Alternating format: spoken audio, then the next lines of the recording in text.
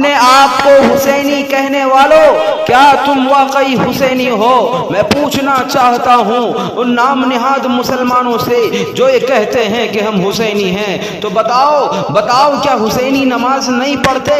کیا حسینی لوگوں کی دل آزاری کرتے ہیں؟ کیا حسینی شراب پی کر ڈی جے بجا کر ناچتے اور گاتے ہیں؟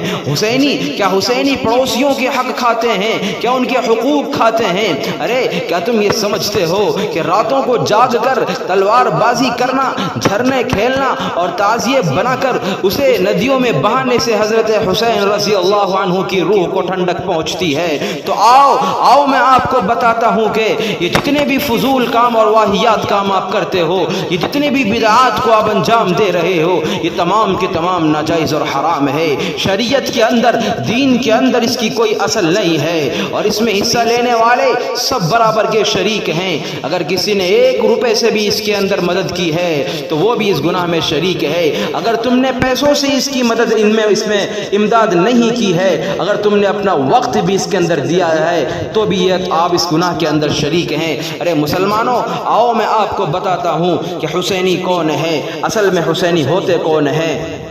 ارے حضرت حسین نے تو آخری وقت میں بھی اپنے پیارے نانا جان جناب محمد الرسول اللہ صلی اللہ علیہ وسلم کی آنکھوں کی ٹھنڈک نماز کو ترک نہیں کیا، اور آج تم ہفتے میں 1 دن نماز پڑھ کر حسینی ہونے کا ثبوت پیش کرتے ہو، غریبوں اور بیکسوں کے ساتھ ظلم زیادتی کرتے ہو، پڑوسیوں کے حقوق کھائے بیٹھے ہو، ناانصافی اور منافقت تمہاری رگ رگ میں پیوست ہے، اور تم حسینی ہونے کی بات کرتے ہو۔ کان کھول کر سن لو، یہ اسلام اور شریعت تمہارے باپ کی جاگیر نہیں ہے جو مرضی آئے دین میں غلو کرو۔ یہ دین، یہ شریعت امام حضرت حسین رضی اللہ تعالی عنہ کے نانا محمد الرسول اللہ کا دین ہے۔ یہ شریعت محمد عربی صلی اللہ علیہ وسلم کی شریعت ہے۔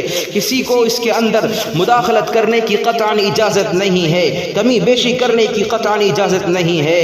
اگر تمہارے اندر ذرہ برابر بھی ایمان ہے، تھوڑی بہت بھی شرم و حیا باقی ہے، تو تم محرم کے ان پاکیزہ ایام میں ہرگز خرافات نہیں کرو گے، ان بدعات کو انجام نہیں دو گے، اور دوسروں کو بھی اس سے روکو گے۔